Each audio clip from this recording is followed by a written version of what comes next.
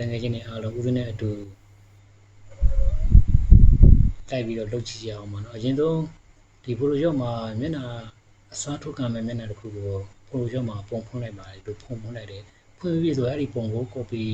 ပွားလိုက်ပါတယ် Ctrl J နဲ့တော်လကောင်းဒါမှမဟုတ် Create New Layer ထဲမှာတော်လကောင်းဆွဲပြီးတော့ဒီမှာ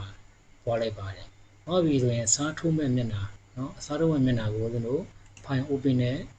ဖွင့်လိုက်ပါတယ်ဥပမာပြန်ဒီပုံကိုဖွင့်မယ်နော်ဒီပုံကြီးကိုဦးဇင်းတို့ကအစားထိုးမှာဖြစ်တော့အဲ့ဒီပုံကိုဦးဇင်းတို့ဟောဒီမှာနော်လာဆိုတိုးလေးနဲ့ဦးဇင်းတို့ဒီမျက်နှာလေးကိုလိုက်ပြီးတော့ဖြတ်ပြလိုက်ပါတယ်ဒီမှာလာဆိုတိုးလေးနဲ့โอเค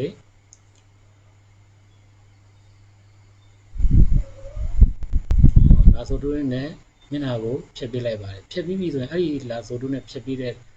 ပုံကိုဒီဟောဒီ selection ဝင်နေတဲ့ခလက်ကောင်းက selection ရဲ့ select ရဲ့ဒီအတွင်းထဲကအရာလေးကိုဦးဇင်းတို့ကCtrl C နဲ့ copy ပွားရင်ပေါ့ Ctrl C နဲ့ copy ပွားခြင်းလို့ဆိုရင်မူတုကိုပြောင်းမယ်မူတုကိုပြောင်းပြီးရင်အဲ့ဒါလေးကိုဆွဲပြီးတော့ဒီထဲကိုဆွဲထည့်လိုက်ပါတယ်နော်ဟောဒီထဲမှာဆွဲထည့်လိုက်တယ်ပြီးပြီဆို Ctrl T နှိပ်တယ်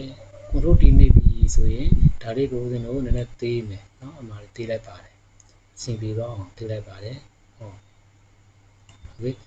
အဲ့တော့ဒီလိုသေးသွားတဲ့အခါကျတော့အောက်ကမျက်နှာကြီးကိုမမြင်ရတော့မျက်လုံးနဲ့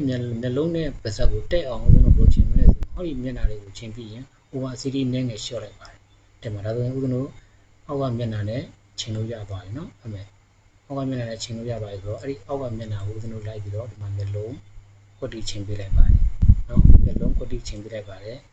မျက်လုံးကွက်တီချိန်ပြီးပြီဆိုရင်ဟိုမှာမျက်လုံးဒီမှာဒီမျက်လုံးကအတွင်းနဲ့ရောက်နေတဲ့ဒီမျက်လုံးကအပြင်မဲ့ရောက်တော့အဲ့မျက်လုံးကိုလည်း Ctrl T ထပ်နေပါတယ်เนาะ Ctrl T ထပ်နေတဲ့ဒီမျက်လုံးလေးကိုကျွန်တော်လည်းဒီဘက်ကသေးလိုက်မှာဟောမယ်เนาะဟောအမလေးနည်းလေးโอเคဒီဘက်မျက်လုံးကိုလည်းဒီဘက်မှာနည်းလေးသေးပြလိုက်တယ်ဟောโอเคဒီလိုလေးဖြစ်လာပြီဆိုလို့ရှိရင်သူ့ကိုကျွန်တော်ဒီ Ctrl ကိုဖိပြီးတော့သူ့ကို selection လုပ်ပါ Ctrl ကိုဖိပြီးတော့ဒီဘက်မှာတစ်ချက်နှိပ်ပြလိုက်ပါတယ် selection လေးဝင်သွားပြီ select ဝင်သွားပြီဆိုရင် select modify content select modify content မှာဦးဇင်းတို့ဒီနေရာမှာဦးဇင်းတို့အနည်းဆုံးစစ်လောက်တော့ထားပေးမယ်เนาะစစ်လောက်ထားကြည့်မယ်โอเคဒီမှာစစ်လောက်ထားပြီစစ်လောက်ထားပြီဆိုရင်ဟောဒီပွား layer ကိုနှိပ်ပါတယ်ပြီးပြီဆိုရင်ပွား layer ကိုဒီမှာ edit လုပ်ပြီးတော့ delete key နဲ့ပွား layer ရဲ့အတွင်းထဲကိုဖြစ်လိုက်ပါဘာလို့ဖြစ်ချင်တာလဲဆိုရေးအောင်ပါဗျာဒီမှာเนาะ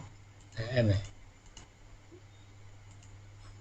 delete key နဲ့သူ့ကိုဖြတ်ပြလိုက်တယ်ဒီမှာကြည့်လိုက်နော်ဟောဆက်မယ်အဲ့တော့အဲ့နှစ်ခုကိုဦးဇင်းတို့ကဒီပေါင်းတော့မှာဖြစ်လို့ Ctrl D နဲ့ selection ဖြောက်လိုက်တယ်သူ့ကို Ctrl ပြီးတော့ဒီနှစ်ခုကိုဒီမှာ select edit လုပ်ပေးလိုက်တယ်နော် select ပေးလိုက်တယ် select ပေးပြီဆိုရင်ဟောမှာ edit ဒီမှာ auto balance layer မှတ်ထားပါ edit auto balance layer ပြီးပြီဆိုရင် auto balance layer ထဲမှာ auto balance method ထဲမှာဦးဇင်းတို့ဒီအောက်ကအာကိုရွေးပါတယ်နော် step မှာနော် step image ကိုရွေးတယ်ပြီးပြီဆိုရင်ဟောမှာအမှန်ရေးထည့်တယ် okay နှိပ်လိုက်ပါတယ်ဟောဒါဆိုလို့ရှိရင်ဒီမှာသူတို့နှစ်ခုနော် Ctrl E နဲ့ပေါင်းလိုက်တယ်သူတို့နှစ်ခုကိုဒါဆိုရင်သူတို့နှစ်ခုကိုကြည့်လို့ရပါပြီနော်ဒီမှာဟောနော်အမှန်ဒါတော့ဟိုတကယ်အားလုံးနော်ဒီနေ့အားလုံးစင်ပြချက်မယ်လို့ထင်ပါတယ်အားလုံးလေ့လာကြည့်ရအောင်တကယ်ချင်းအရန်လွယ်ကူတဲ့သင်ခန်းစာလေးပါမျက်နှာလေးဘယ်လိုစားထိုးတယ်လဲဆိုတာကိုတကယ်ချင်းအားလုံးကိုရှင်းလင်းလုပ်ပေးခြင်းလို့ရှင်းလင်းလုပ်ပေးရတာဖြစ်ပါတယ်ဒါကြောင့်တကယ်ချင်းအားလုံးမိမိရဲ့ပုံတွေမင်းသားမင်းသမီးပုံတွေကိုဒီလိုမျက်နှာလေးကိုအစားထိုးတယ်ဆိုတာကိုခြေခံလေ့လာလိုက်ဆိုင်တဲ့တကယ်ချင်းတွေနားလည်လိမ့်မယ်လို့ထင်ပါတယ်အားလုံးစင်ပြကြပါစေဗျာ